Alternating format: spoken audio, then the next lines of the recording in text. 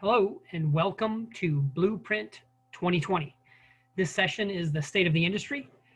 We are a cloud-based company, so we have the advantage of lots of data. So Jim and I reviewed many different inputs. We reviewed the survey that we do on an annual basis. This is now the third year that we have distributor state of the industry results. But then certainly this has been a tumultuous year. So we took that data and compared it with what is observations from the field and actual customer data to see if it matched up with performance, to see if it matched up with what our customers are experiencing and what the data shows for best practices. So let's walk through the results. So one of the first outcomes of the survey is top challenges that suppliers say they'll face in the short term. And we started to pick apart which one of these actually applied and realized every single one of these is only accentuated over the last 9 to 10 months. So you can see complex patterns of customer demand. Certainly, it is kind of flatlined and been even throughout the last couple of years, but that's only gone up. I think it's going to be very intriguing as we get the 2021 results in when we issue the survey later on this year, because I can imagine that a number of these items will peak and finally break out of the cycle of not changing much year over year. So complex patterns of customer demand, absolutely. We see that with customers across industry verticals. You know, one example is shift from on-premise to off-premise consumption in food and beverage and wine and spirits. And we've published some best practices to customers about how to deal with one of those challenges, which is that specific challenge. Increasing volatility of demand, certainly something that our customers are experiencing. Managing new product introductions, it dropped in the survey results, but customers are still facing this as a complexity. Handling events and promotions, we have a project underway that we'll cover in some of the other sessions around forecast methodologies and causal forecasting. But yes, events and promotional activities impact a demand forecast and impact collaboration with suppliers. Increasing supplier collaboration needs, speaking of this, it's gone down year over year.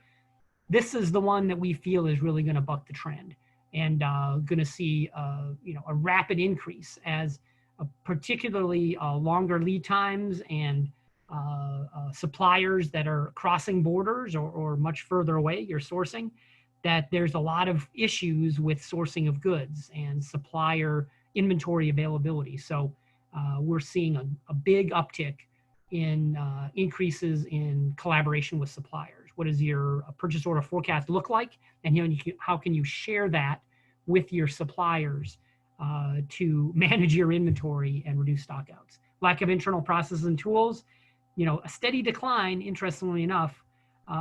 So certainly there's more and more adoption, but we feel this is a year where supply chain planning, demand forecasting really break out as essential services and capabilities that are a must-have.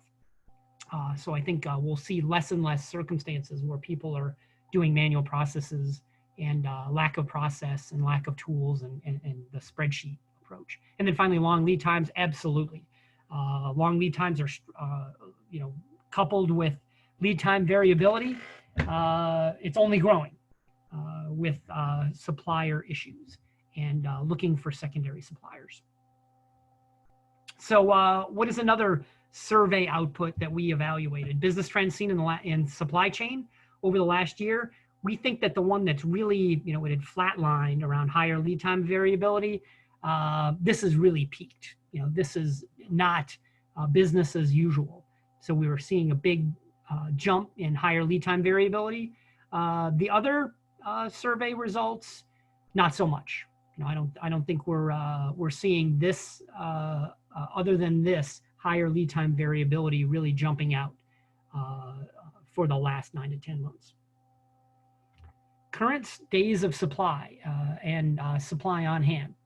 So the observation we made here, and we left this in because I think it's interesting, is really lack of movement.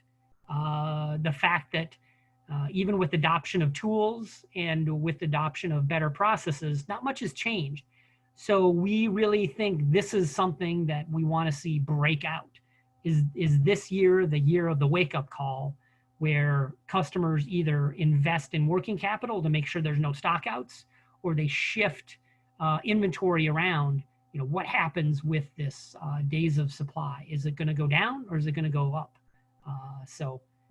This should be interesting results for 2020. Is this the year that things really move around? How do you measure supply chain planning and inventory optimization success? Our observations with customers are that there are two metrics here that we feel were growing in use, but I believe we've, what I would say regressed, or,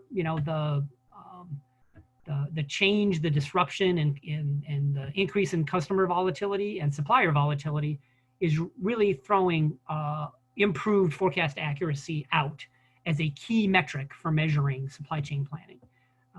To some degree, a lot of our customers are restricting periods of historical demand to do a forward-looking forecast because these last couple of months have looked rather unique. Forecast accuracy has been a difficult measure to key off of. The second piece is less manual intervention, this other indicator.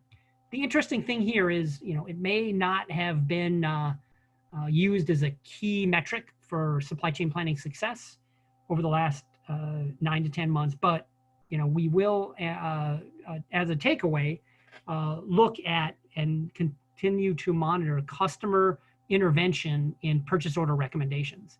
And we found that it stayed extremely high. Prior to this year, our average manual intervention of supply chain planning purchase order recommendations has been hovering around the lack of manual intervention has been at 99.7%. And through the last 9 months, it's only dropped to 99.4%. So still very high adoption of our recommendations, very little manual intervention, but still, something that has increased. The two items where there is strong measurements and KPI use: sales revenue, which is important to our customers and has only increased in importance, even though the trending prior to this year showed that it was going down in importance. And the other thing is customer service level. You can't make revenue off of stock out items, and customer service level has been extremely important as our customers work to maintain their customers. So barriers to achieving business goals. We've found that when you look up, there was a slight uptick in events and promotion forecasting, and the biggest importance to as a barrier is slow mover management. And that still holds true. It's actually what drove some of the enhancements that we put into our solution in the 180 release, really driving intermittent demand and lumpy demand replenishment recommendation improvements and intermittent demand forecasting improvements. And so we've continued to hear from our customers that that's a challenge, and it's one of the largest challenges they face. So that's one of the reasons we're really addressing that issue. And events and promotions, I may have mentioned, but we are working on causal forecasting to do better forecasting around multivariates for forward-looking promotions and events. So there is increased interest in this, and it's actually jumped up over the last 10 months, which is driving this project we have for better promotion forecasting.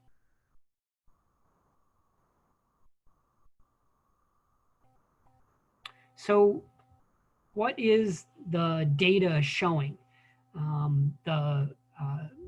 The data here is actually coming across our customers. What we're trying to do is leverage our position as a leading cloud-based provider of supply chain planning services to really benchmark how our customers are doing. What this measure says is, how are our customers doing from a business health perspective? What are revenues looking like? What are profits looking like? What is the trend looking like? And we measure this by industry vertical. The point being, we want this as a takeaway for our customers to reach out to their Lifeline consultants and benchmark themselves, because these are averages across multiple customers. This isn't all the customers we have. This isn't all the industry verticals we serve. These are the 4 key markets where we have enough customers to really feel like it's representative of industry health. And that financial health, you can see for durable goods, there's certainly seasonality that happens throughout the year. And we've done our best to deseasonalize the industry business health. But you can see that over the last couple of months, durable goods has recovered to some degree from these dips that happened early in the second quarter. The other thing we're seeing is that specialty retail, same thing.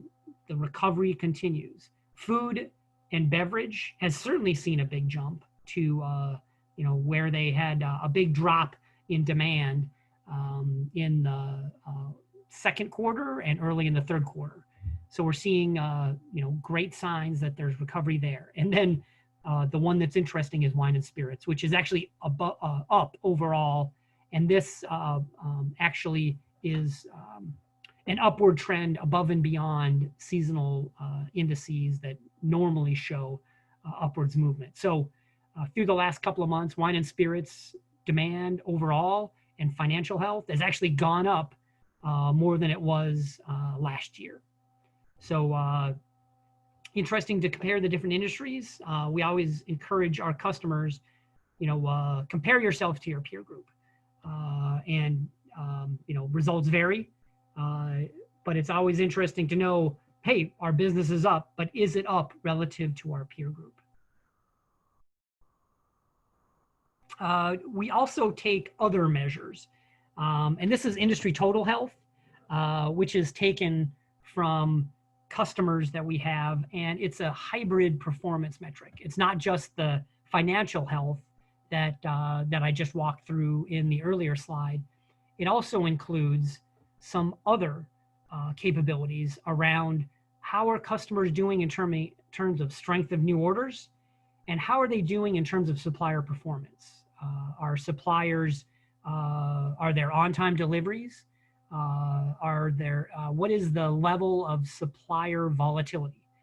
And this is important, because it, certainly financial performance shows ultimately how it impacts the balance sheet of our customers. But these other things, new orders and strength of new orders and supplier performance, is a leading indicator of performance down the road. And so we're saying the same thing. Durable goods is up and down, but relatively healthy, back to normals. You can see here it's further illustrating that wine and spirits is up overall and doing quite strongly. Specialty retail still down and still trying to recover. This is really related to the customer volatility and shifts in customer demand as markets open and shut and lockdowns impact customer behavior. And then finally, food and beverage, which varies rather drastically customer to customer, but overall on the road to recovery, we feel. And that's what this, these more recent months performance show in terms of financial health, new orders, and supplier performance, which is good news. So shows that perhaps the supply chain is now showing resiliency and managing the volatility on the customer side and on the supplier side. So I mentioned earlier some of the sources of data, but I also want to reiterate that we also take best practices and observations from our customer webinars and our direct customer interactions. And we've worked hard to publish best practices. We've worked hard to continue working with our customers. And the good news is we are a collaborative community, and we try to get our customers together to talk about topics that they're willing to share and share best practices, because we do feel our community of customers can learn from each other. And in the broad categories of best practices that we've learned from customers and tried to share specifics, and certainly those are shared. This is Blueprint. The whole point of Blueprint is to share better use of the solution and getting better value and greater value from the solution.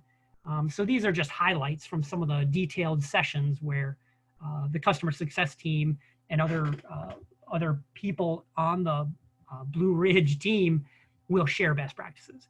So, in these three categories, managing shift in customer demand, managing supplier volatility, and managing supply chain capacity shifts, we've found that there are a number of best practices that the solution does provide. So, one of the things that our customers relayed was this big shift from on-premise to off-premise consumption, both in food and beverage and wine and spirits. So we've also observed and have published some best practices around growth in e-commerce sales channels.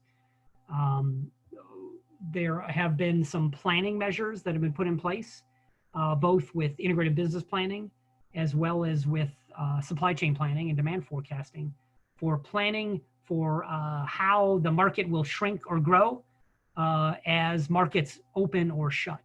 Another best practice that customers have done is use prior demand forecasts in a recession period and model it into the long-term macroeconomic forecast that's used in integrated business planning to achieve a consensus forecast. And then finally, a best practice, mass customer demand updates, shifting aggregate demand types, and freezing the forecast and event management. So these are all things that can be done to a forecast to influence the statistical forecast to really reflect what customers are seeing with customer demand. For managing supplier volatility, there's a lot of shift in our customers with shifting to more local suppliers to reduce that supplier volatility. So we've been doing some support on secondary suppliers and managing your suppliers. There have been delays and outages in suppliers for our customers, so we're helping work through to using the solution to manage that and model that supplier volatility. And then finally, what are the best practices to support this? Order visibility, safety stock, and using safety stock to model that supplier volatility. And the other thing that customers are using is our order cycle optimization capabilities. The last piece on best practices is managing supply chain capacity shifts. We've had some of our customers struggle because there's been warehouse closures. There has been, over the last couple of months, some labor shortages or labor issues. And certainly with supplier volatility comes inventory availability issues. So we have published some best practices around multi-echelon inventory optimization management and using shifts in a statistical forecast for dependent demand and roll it up in the echelons to manage some of these inventory capacitation issues. The other thing we've done is manage safety stock minimum days and adding days of supply to model some of these capacity shifts and shift demand around to allow some of our customers, within a multi-echelon environment, to serve demand from other stocking locations. So these are just a small set of some of the customer best practices that we found through direct interactions with customers, as well as through industry webinars. So these are some of the observations we've made. We welcome any questions that you have. I think our recommendation is reach out to your Lifeline representative. If you have questions directly for us, we're always reachable and happy to answer further questions. And the other takeaway is that we'd like to leave you with is that we'd like you to use this kind of information to benchmark your performance versus your peer group. That's one of the advantages of the customer success team and access to data like this, is to use that to determine how we could use best practices to get you up to speed and get more value from our solution. With that, I'll conclude, and we will answer questions as they come in. So thank you again for attending. Jim and I appreciate your attendance, and we look forward to talking directly with you. Thank you.